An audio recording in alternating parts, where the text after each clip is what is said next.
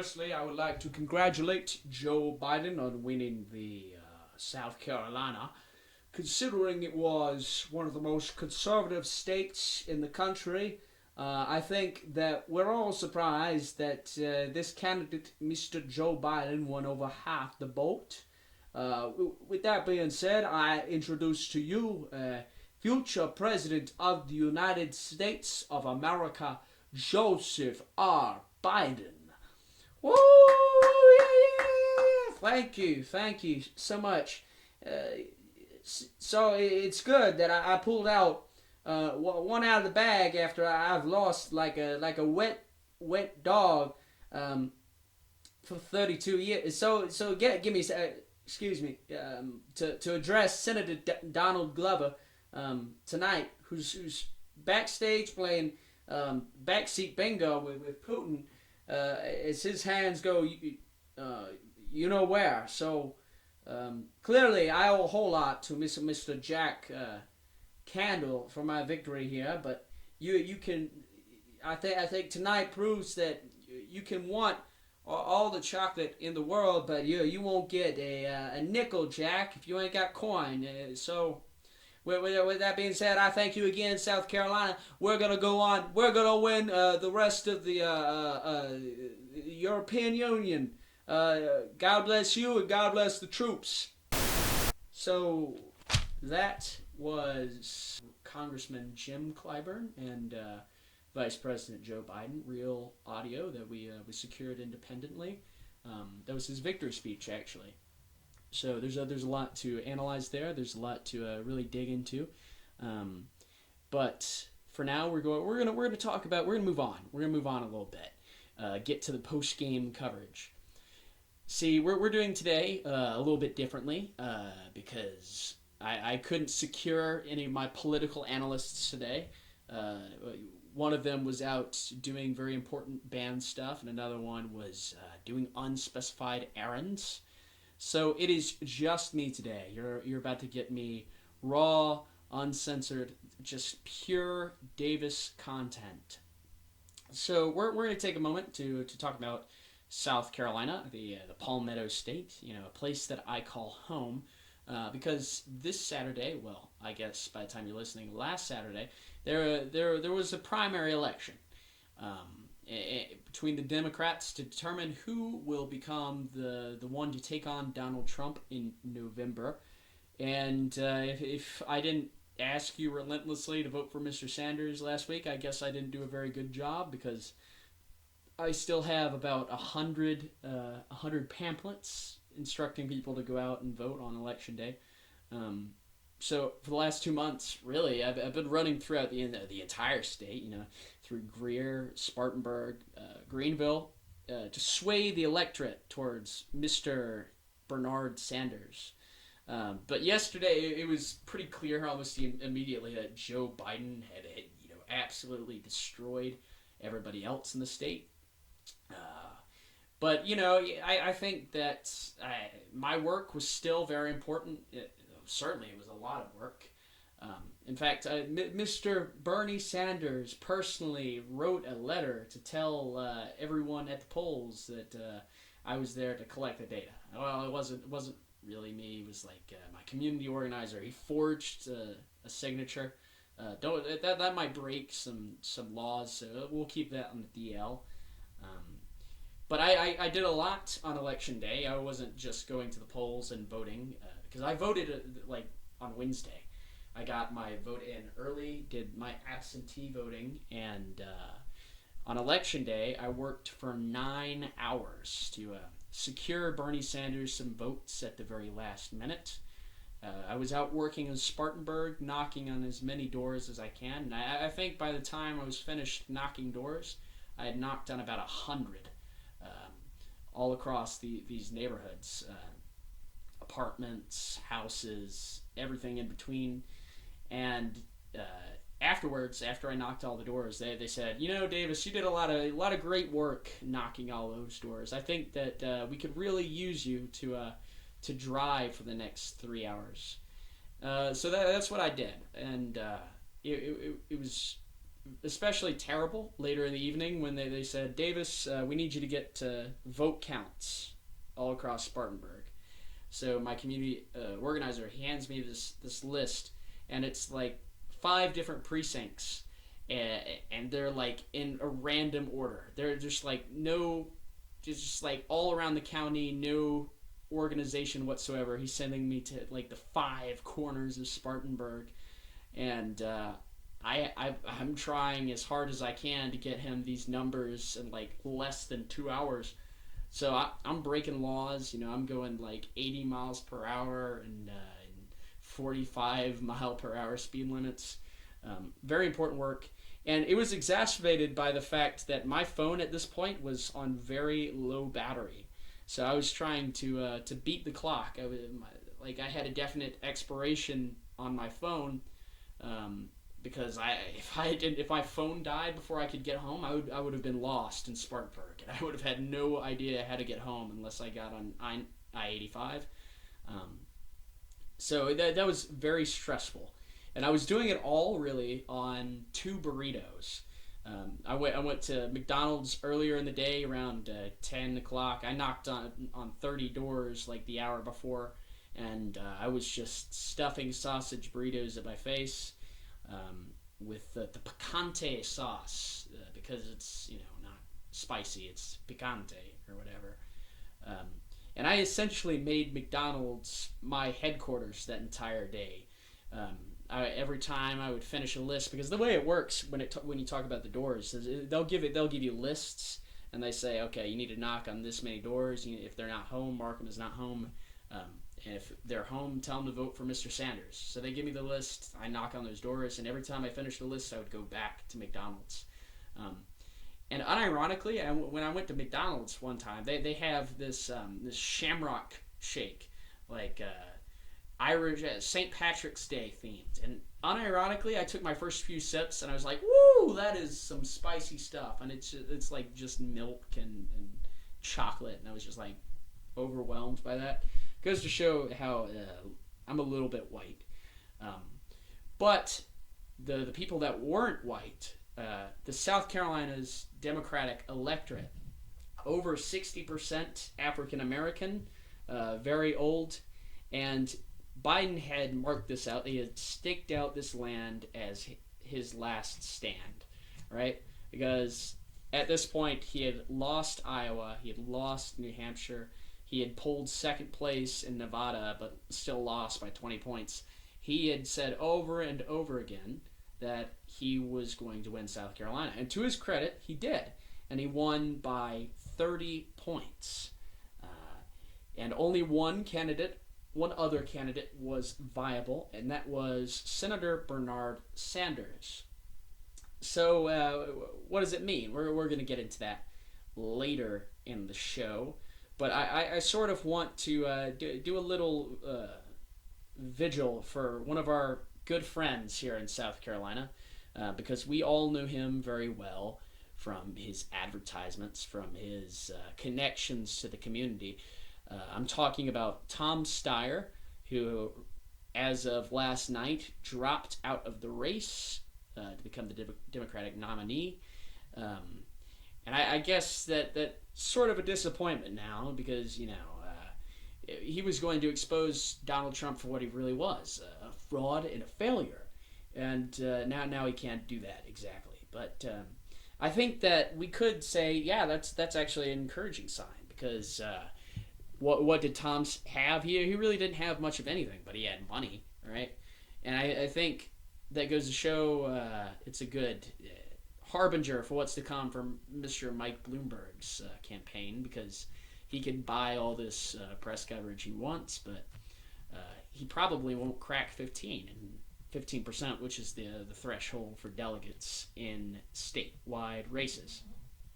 So we'll get to talking about Michael Bloomberg later on, but we're going to take a look at the implications of Biden's win, and we're going to have to take a look at how this is going to affect Super Tuesday. So there's a couple of modes of analysis we could take on here in South Carolina. So we'll take some time to entertain first the notion that This primary process from this point on is going to be geographical in its nature. And what do I mean by that? I mean that candidates are going to tend to dominate certain regions, right?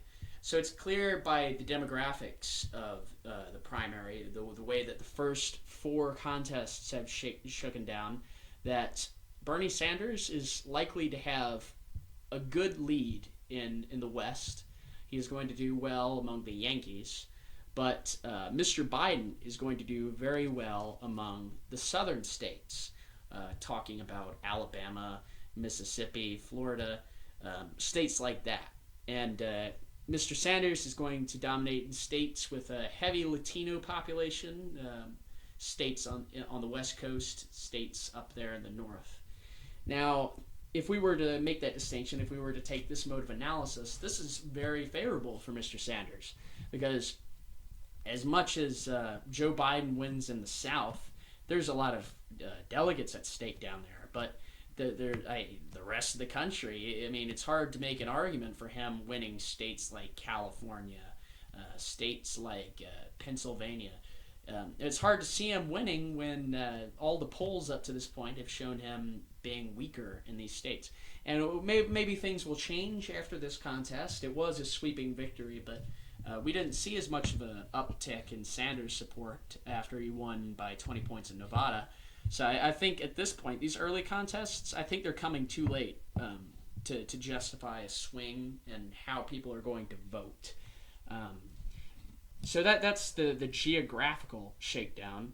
Another mode of analysis that a lot of people had on all these news shows, CNN, MSNBC, they said that a good portion of the people that voted for Biden, it might have been through tactical voting. Now, what do I mean by that? For the longest time, people have proposed this idea that there's going to be two lanes when it comes to the Democratic nomination. There's going to be the progressive lane that is dominated by Elizabeth Warren and Bernie Sanders, and then there's going to be the moderate lane. For the longest time, the moderate lane has been crowded by all sorts of contenders. You got your Pete Buttigieg, you got Amy Klobuchar, you got Joe Biden, you got Michael Bloomberg.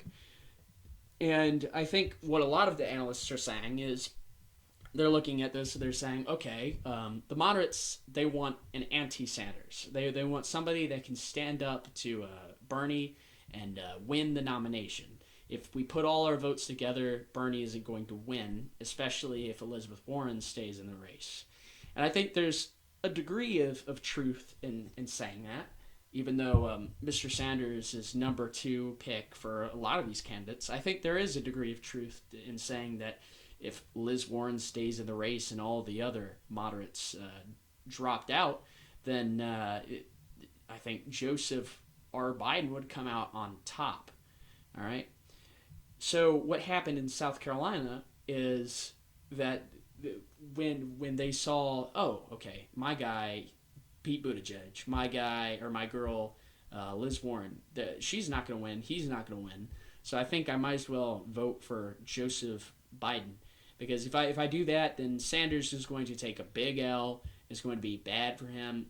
They're making these strategic decisions, and I think maybe that's big picture. I don't know if I necessarily agree with that analysis, but I think that there is some coincidental. I'm looking for a word and I'm not finding it. Coincidental evidence circumstantial. That's the word. The evidence to suggest that. So that was South Carolina, and Biden won big. So you look at these numbers. Biden won like 48%. Sanders won like 19%. Steyer won 12%. You get below that 15% threshold, you essentially, like, your votes, those votes didn't even matter, really. That's a disappointment for all my Pete Buttigieg stands out there. He got like 7% of the vote. Sorry about that. Liz Warren people, their votes didn't really matter. I think that a case can be made that, maybe we should have, purely proportional representation, but at this point, the rules are working in the favor of Mr. Sanders and Mr. Biden. So let's take a look at how things are going to shake down after South Carolina, because not even 3 days later is Super Tuesday. Now, what is Super Tuesday for those that are unacquainted with the political process?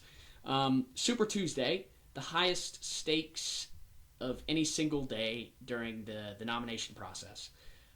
When it comes to securing the nomination, you have to win delegates, and if you get 1991 delegates, then you secure the nomination. There's like something in the neighborhood of 1,300 delegates open on March 3rd, 2 days from now. One, like tomorrow, if you're listening to this podcast on Monday, that are up for grabs on Super Tuesday. So it is easily the most pivotal moment of this nomination process. So we're gonna sort of take a look at the narratives that are like starting to be formed, because I think we're gonna find that the race has really been narrowed down to what we imagined it would be since the beginning. It's going to be Bernie versus Biden, and all the same, that won't stop some candidates from throwing a real wrench into the equation, because we're going to look at Warren. I think we're going to find that Warren sort of acts as a Sanders spoiler. A lot of people have pointed this out. Warren probably dilutes some of Sanders' vote. They look at Warren and they say, okay, well, Sanders, he might have a little bit of baggage. He's too anti-establishment. I'm going to go with Warren, even though I agree with Sanders on some of the policy stuff. So that's where Sanders tends to lose some of his votes. And you're going to look at the narrative on Tuesday and you're going to say, Bloomberg is sort of acting as a stifler to some of these margins for Biden or whatever, right? Because he's buying ads and whatever. And the thing is, we could say, oh, well, buying ads only gets you so much of a vote. It gets you a portion of the vote. And these people would probably likely go to Biden because he has the name recognition and he tends to agree more with their politics, right? So you're going to see that what might have otherwise been a really good matchup in Super Tuesday, like Texas, like all these other southern states, you're going to see a softer margin, a softer win probably for Joe Biden. Really, this entire Super Tuesday, we're really going to be looking at candidates who have the potential to hit 15%. Because like we said, 15% is the magic number on Tuesday.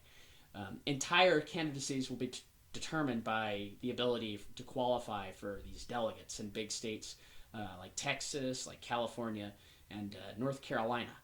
Because as much as there's talk about Iowa, about New Hampshire, about Nevada, really it's inconsequential in the scheme of how delegates are accrued. Sure, the media attention is important, but in securing the nomination, Super Tuesday is the most pivotal moment.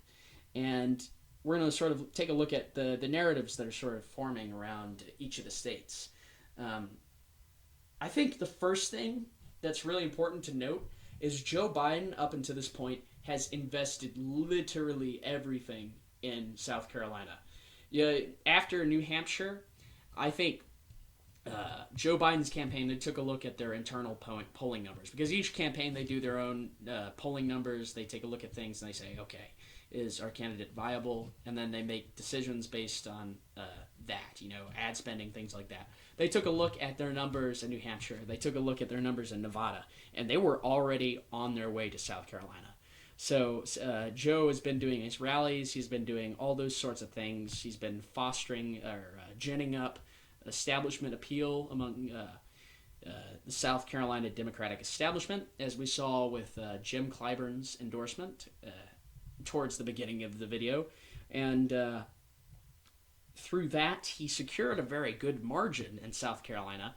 But now he has to reckon with the fact that, I haven't put my boots on the ground of any of these Super Tuesday states since like a month ago. And I'm not even spending $1 million on ads throughout these 14 different states. What are my chances like? Because Biden, his whole strategy is riding this media wave. He wants to ride this huge blowout margin from South Carolina and lead it right into a Super Tuesday victory. Now, how does this strategy work? I don't know. I think it's going to come down to those geographical factors that we took a look at not even 10 minutes ago. We said Biden wins big in the South, Sanders wins in the West, and he wins in the North. So when it comes to the Super Tuesday map, a lot of these states are in the South. North Carolina, Virginia, Alabama. But a lot of the states are also in the Northeast. Vermont, California. Well, yeah, you say a lot of what I'm saying is a lot of the states are favorable for Senator Sanders too. So let's get into some of those specific numbers at this point, because in California, Bernie is ahead, and he's ahead by a comfortable margin. I don't think there's a single poll that shows Bernie below a double-digit margin in California, and he's followed by Warren and Biden, who again want to reach that 15% threshold. Now, what's so significant about California? Well, as the biggest state in the union, it also has the most delegates. Precisely 415 delegates will be awarded to candidates who reach 15% in California. So there's no question that Bernie qualifies for some, but based on how many qualify for 15%, it's going to divide how many delegates are awarded among how many candidates get there, okay? So ideally, Bernie is the only candidate that passes that 15% threshold, but I think that's unlikely. I think there's a good chance that Warren or Biden, they pull out something in the way of California. Bernie has to share it between 2 or 3 different people. And as somebody that definitely wants to get the majority before the convention in June, it sort of bodes poorly for Mr. Sanders that, again, Warren is sort of eating up a lot of Sanders' progressive voters. And we're going to take a look at Texas, too, because essentially it's dead heat. I think now that Biden has sort of consolidated a lot of Southern support, they say, he's got the black vote in the bag. And I think that is the case. In the South specifically, he's going to get a lot of these guys. And there's a lot of black voters in Texas. So I think what we're looking at now in Texas is a battle between the Latino voters that are overwhelmingly behind Sanders and the black voters which are behind Biden. It's going to be close. And another factor that we have to keep in mind is, yes, Michael Bloomberg polling surprisingly well in Texas. If he gets past 15%, that is bad for Sanders. I think it's better for Biden, considering the way that, a national, something that goes to a contested convention would probably work in the favor of an establishment candidate. But we'll find that Bernie is going to want as few people to get past this 15% threshold in states where he's ahead. Also, we want to look at North Carolina, because this is the third biggest haul of the night, 110 delegates, and Biden is ahead, right? So you look at demographics in North Carolina, very similar to those of South Carolina. You look at the upstate, where I'm a native of the upstate, very similar. And from that, we can say, okay, those votes are transferable. I think Biden's going to pull out a win in North Carolina. But can Sanders qualify for that 15%? Like I said, it's a whole matter of 15%. Super Tuesday, it's sort of less about the margin you win and more about how many times you qualify to get delegates. I think in the way of who gets delegates on Super Tuesday, who are going to be the big winners on Super Tuesday, certainly Bernie Sanders. I think Bernie Sanders is probably going to get 15% in just about every state, maybe the exception of Alabama. And Biden's going to come out and he's going to ride the media wave of his victory in South Carolina, and he's going to pull out a lot of wins in these southern states. Bloomberg, I think it remains to be seen. I think Bloomberg was sort of counting on a closer margin in South Carolina. It sort of debunks this whole idea that, Bloomberg is going to come in, he's going to ride the wave of Biden's collapse and beat Sanders. I think that argument has essentially been defeated at this point because I think Biden is the person that's going to contend with Sanders at the end. Um, so I think the one thing that also has to be noted is Bloomberg no spending beyond Super Tuesday. So there's a good chance that Bloomberg comes out of Super Tuesday and he says, "Well, Biden, I think he's got this under control now. I think all I'm doing at this point is taking away people that would have otherwise gone to Biden," and he drops out. I think a big question now is who drops out, because on Super Tuesday there are two candidates that are that are contending in their home states against Bernie Sanders. There's Amy Klobuchar from Minnesota, and there's Elizabeth Warren from Massachusetts. Now, the polls have shown that Bernie is ahead in Massachusetts. It remains to be seen if he's ahead in Minnesota, but after potentially winning Minnesota, after winning Massachusetts, will they drop out? I doubt it. I really doubt it, because Elizabeth Warren's team has said consistently that they plan to go all the way to the convention. Elizabeth Warren again has spending all the way up to Wisconsin, which is like later in March. So it's clear that they're willing to take this embarrassment of losing your home state on the chin, and they're willing to go on and do whatever it takes to win, even if they don't have a path to win the nomination through a majority. There's a lot going down. I'm not even sure if I'm going to be able to cover all of the state victories whenever it so happens after Super Tuesday.